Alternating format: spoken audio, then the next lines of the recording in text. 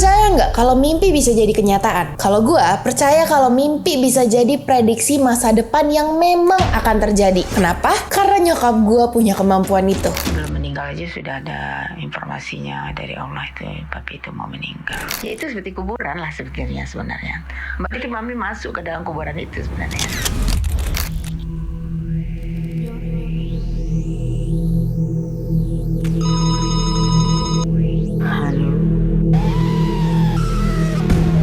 Angkat dong. Nyoror by phone. Kembali lagi di Nyoror by Phone, dimana gue teleponan langsung dengan narasumber yang nyeritain pengalaman horornya. Bersama gue Gineros atau biasa dipanggil Geros. Sudah lama nih kita nggak cerita-cerita ya guys. Semoga kalian masih pengen dengerin gue cerita. Karena sekarang gue datang dengan banyak cerita horor yang gila, seru-seru banget. Pasti kalian semua pada suka. Jadi pastiin untuk subscribe, nyalain notifikasinya biar nggak ketinggalan video baru dari gue ya. Nah, untuk nyore pertama kali ini, gue memberanikan diri untuk cerita pengalaman nyokap gue yang sangat dekat dengan gue guys. Jujur, kenapa gue gak pernah cerita ini sebelumnya di TikTok maupun di YouTube? Karena gue bener-bener takut kalau emak gue udah ngomong semalam mami mimpi Gin. Itu kayak gue bener-bener kayak nunggu kapan ini terjadi kenyataannya gitu. Dan itu ngebuat gue sangat takut guys. Makanya sekarang gue bakal memberanikan diri untuk menceritakan pengalaman nyokap gue yang mimpi waktu bokap gue meninggal. Oke, gak usah banyak basa-basi, mari kita lanjut ke ceritanya. Halo? Mami menjerit histerisnya, minta ampun, menangis sama Allah. Ya Allah, hamba tidak sanggup kalau hamba diberikan seperti ini. Hamba nggak sanggup engkau berikan hamba firasat-firasat seperti ini yang sepertinya nyata gitu loh. Takut mami gina dengan mimpi nyata gitu. Seperti mami bisa membaca masa depan gitu loh. Sering mami itu bisa membaca masa depan lewat mimpi itu sampai menyeramkan tuh diri mami, rasanya kok bisa dikasih Allah kayak gini. Nyokap gue sebenarnya nggak pernah pengen dibilang orang bisa karena kemampuannya yang bisa baca masa depan dari mimpinya. Tapi ini beneran terjadi berkali-kali. Dari mimpi-mimpi yang cuma sepele ke kecelakaan atau musibah kecil sampai ke orang meninggal. Lebih gilanya, di tahun 2007 giliran bokap kandung gue yang muncul di mimpi nyokap. Jadi begini ceritanya.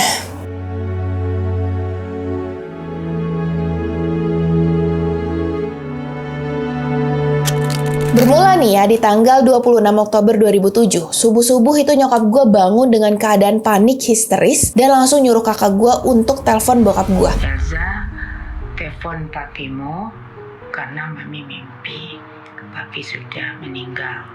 Ini terjadi di kamar ini guys, gue inget banget. Di kamar tempat gue jadiin studio sekarang di sini. Gue inget persis subuh-subuh kita semua pada tegang. Padahal kita belum nanya nih mimpi nyokap itu apa. Tapi kakak gue tuh langsung ngambil telepon dan langsung telepon bokap segera setelah nyokap gue ngomong gitu. Dan alhamdulillahnya saat itu teleponnya pun diangkat oleh bokap. Bokap gue emang gak langsung meninggal guys. Tapi percaya gak percaya, kita semua udah punya feeling waktu lebaran tahun 2007 di tanggal 12 Oktober. Itu kita kayak ngelihat kondisi bokap gue udah bener-bener kayak nggak karuan dan udah ada hawa itu guys, tahu kan kalian? Tapi kita semua nggak ada yang ngomong soal ini. Nah udah nih ya guys, balik lagi ke ceritanya. Pas waktu teleponnya itu mati, nyokap pun akhirnya cerita nih apa yang dia mimpiin malam itu guys. Yang menyeramkan itu jenazah diantar ke rumah sama orang itu naik bendi, terus taunya itu ada jenazah papi anak-anak ini karena kelihatan di kepalanya itu bungkusannya, kelihatan bodinya ya persis lah bodi papinya gitu. Jadi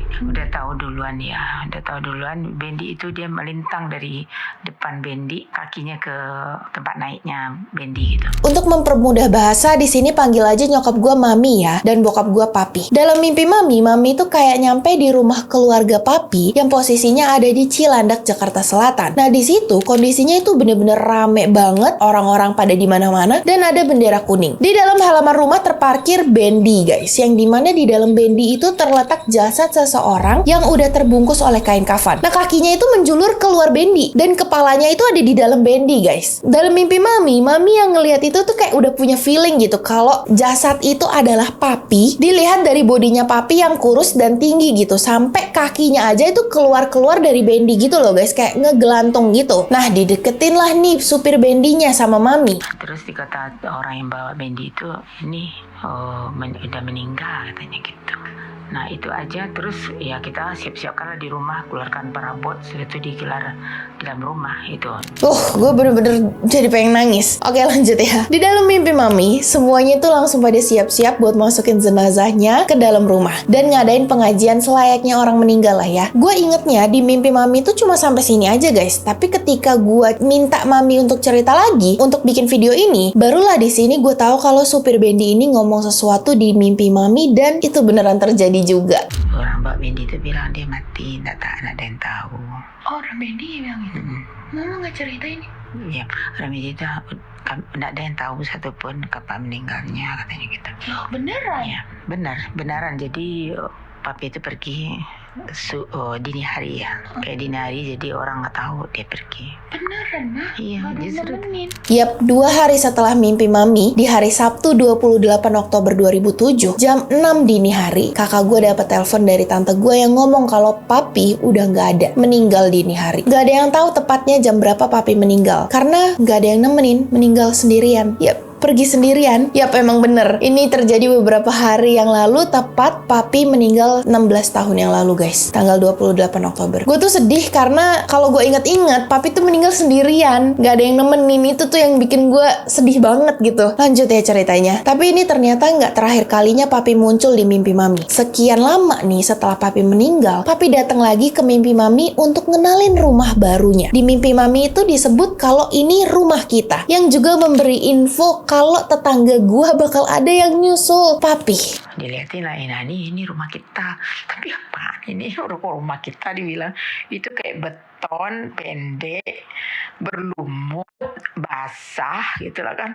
Lah kok itu rumah kita, dia bilang gitu kan. Nah, saya nggak terima mami itu kok rumah kita kok gitu. Gitu. Jadi mami di sini diajak ke rumah gua dulu, tepatnya di belakang tempat gua tinggal sekarang nih guys. Rumah itu emang kita tinggalin pas papi meninggal. Nah tapi kondisi rumah itu di dalam mimpi mami itu beda banget sama kondisi aslinya. Rumah gua aslinya yang di belakang itu ya normal seperti rumah biasa ya, normal looking house gitu. Tapi di mimpi mami beda guys. Bayangin ya, lokasinya itu kayak tanah luas, tapi posisinya emang rumahnya di belakang itu. Dan di situ lahannya tuh kayak kosong aja gitu, dengan tanahnya itu basah kayak abis hujan. Terus di atas tanah itu ada rumah beton yang bentukannya tuh kayak iglo rumah bulat gitu loh guys. Tapi itu bener-bener pendek. Kalau iglo kan kita bisa berdiri tegak di dalamnya. Tapi di sini tuh pendek banget, kayak cuma seginiannya nyokap gua. Nyokap gua aja tingginya tuh 150. Segininya gimana tuh? Seberapa? Bisa 100 cm doang guys. Terus rumah iglo itu tuh basah, berlumut, nyelemutin rumah itu tuh guys. Kayak full lumut itu rumahnya. Nah di sini nyokap dalam hati nggak terima dong dibilang ini rumah kita. Karena bener-bener nggak decent ini rumah. Udah pendek kayak rumah kurcaci, terus basah, berlumut. Tapi di sini mami diem aja nih, nggak komen apa-apa sama papi. Sampai mami lihat ke arah kanan lahan rumah itu. Di situ emang ada pagar yang misahin antara lahan itu sama rumah mami. Di sini mami tanya, itu kenapa lahannya dipagerin, pap? Nah ini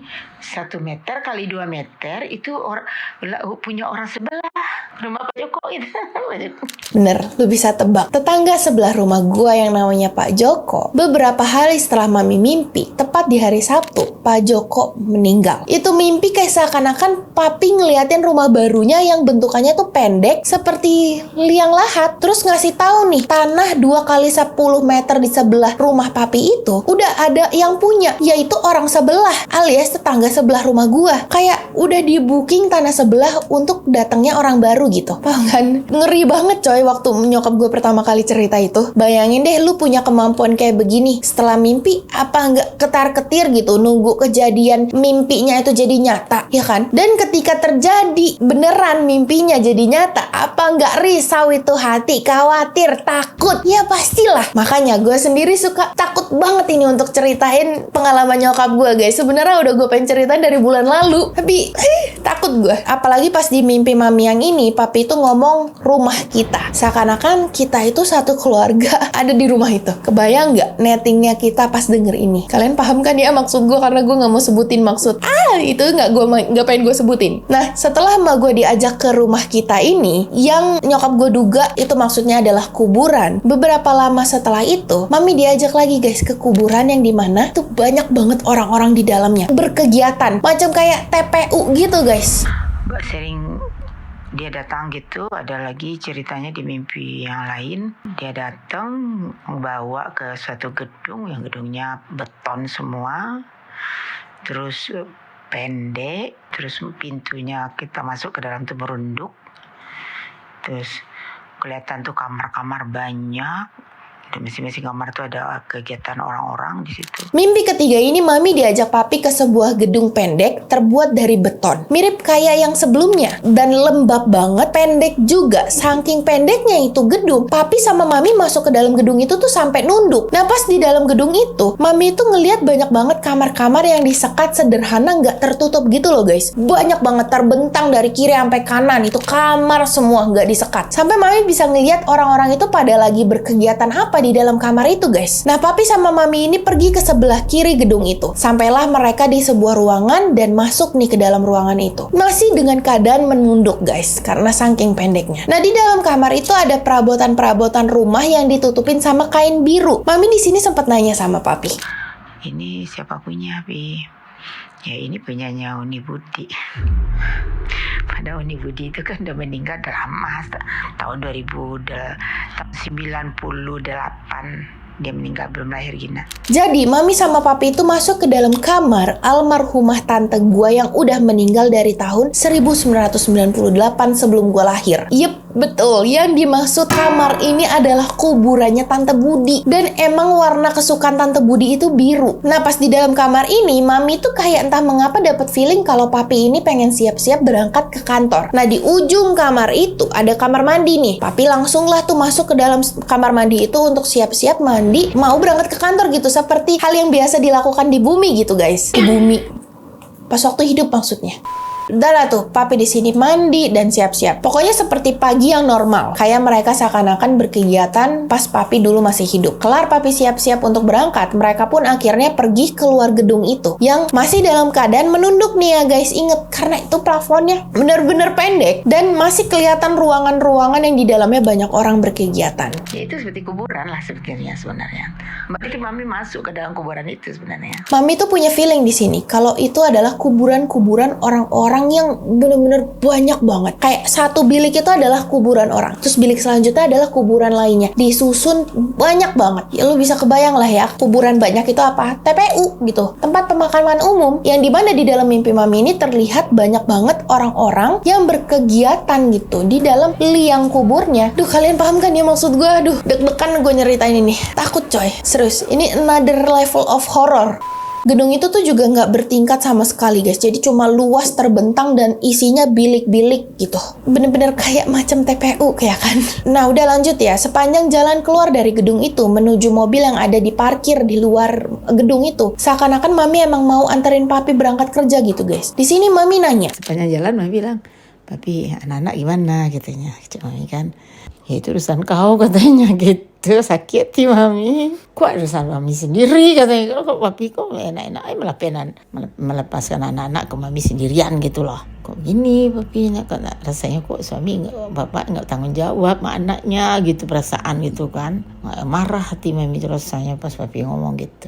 Emang Mami sempat marah, kayak nggak suka. Karena di sini Mami masih mikir kalau Papi itu masih hidup, masih bertanggung jawab atas anak-anaknya. Kalau sekarang mah udah ketawa aja nih dengerin hal ini. Ya iyalah, yang ngurus anak udah bukan urusan Papi lagi, karena Papi udah meninggal. Di sini kalau bisa gue artiin, seakan-akan mimpi Mami yang ini tuh sebuah perpisahan guys. Papi pergi dan udah ada statement kalau anak-anaknya udah bukan urusan Papi lagi, dan Mami aja yang ngurus. Terus Papi ninggalin kita sendirian. Ya persis kan guys, yang namanya Papi udah meninggal, ya udah nggak ada lagi urusannya di dunia. Sedih guys. Tapi lu tahu yang bikin kita sampai sekarang masih merinding, takut itu apa? Ini. Udah. Dia keluar, dia pergi kerja. Untung Mami keluar dari gedung itu. Coba. Kalau Mami nggak keluar kan Mami nggak dibawa pulang sama Papi itu. Kan dibawa. Yep, gila. Beneran ngeri banget. Jadi emak gue ini berspekulasi, untung aja emak gue tuh keluar dari gedung itu. Karena firasat emak gue kalau dia ditinggal masih di dalam gedung itu atau ngikut Papi, itu rasanya Mami tuh kayak pengen ninggalin kita juga gitu. Paham kan maksud gue? Karena gue nggak mau ngomong apa yang mau gue omongin itu. Jadi gue kasih kiasan aja. Semoga kalian paham ya. Tapi gue yakin kalian yang dengerin sejauh sejauh ini jadi paham kenapa gue nggak mau ceritain kejadian yang beyond horror yang dialamin sama nyokap gue dan berasa dekat banget sama gue ini. Gue udah kagak bisa ngomong. Iya karena itu guys, gue takut. Dan salah satu ketakutan gue sampai sekarang juga kalau nyokap ikut, apalah jadinya sekarang? Atau nyokap ketinggalan di dalam gedung itu, apa jadilah? Ya nggak tahu lah, walau alam. Ini tuh sesuatu kemampuan yang harus disyukuri ya guys. Tapi ini juga membuat kita yang dikasih kemampuan itu tuh jadi was-was. Tapi gue yakin Allah milih nyokap gue punya kemampuan itu ya nggak sembarangan. Karena Allah yakin mami bisa dan bisa jalaninnya untuk punya kemampuan itu guys. Dan sebenarnya kemampuan ini tuh juga turunan dari nenek moyangnya mami. Tapi sampai sekarang kemampuan nyokap ini belum nurun ke anak-anaknya. Kita sebenarnya nggak ada yang berharap juga sih guys punya kemampuan kayak gini ya. Soalnya mami aja sampai histeris, nggak nyangka gitu punya kemampuan kayak gini dan kayak hidupnya juga terganggu gitu. Tiap mimpi bisa kejadian nyata gitu kan. Mana ini juga bukan satu-satunya mimpi petanda orang meninggal di mimpi nyokap. Ada banyak guys. Tapi ini yang paling berasa dekat sama gue karena ini kejadiannya tuh sama bokap gue sendiri gitu. Ada salah satu mimpi lagi di mana nyokap gue mimpi almarhum temennya nyokap gue ini datang ke mimpinya nyokap. Gimana cara ngomongnya? Iya kayak gitulah. Pokoknya di dalam mimpinya nyokap ini almarhum temen nyokap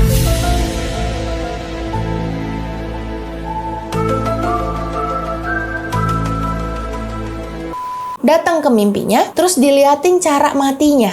Diliatin di depan nyokap gue. Dan ini bikin nyokap gue histeris. Karena beneran terjadi. Persis coy, sama kayak gitu. Ya, kalau cerita ini rame dan gue kuat untuk cerita lagi, terus juga nyokap gue izinin, komen aja ya guys. Kalau kalian pengen, gue bakal cerita lagi. Dan juga sebenarnya banyak banget mimpi-mimpi lainnya yang bikin gue was-was guys. Dan ada juga yang bikin gue jadi bahagia gitu. Karena mimpinya ya bahagia.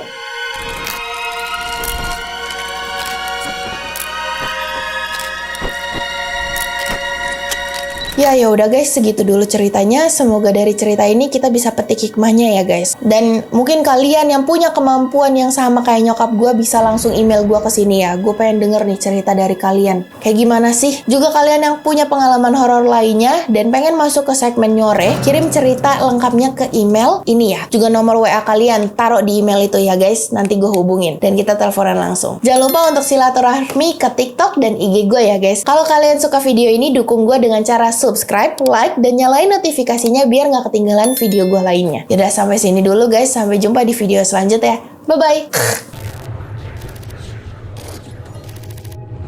Subscribe dan nyalain notifikasi buat dapetin konten horor lainnya. Juga like and share video ini ke teman kalian yang bukan penakut. Cek TikTok dan IG gue di sini ya. Nggak merinding, nggak seru.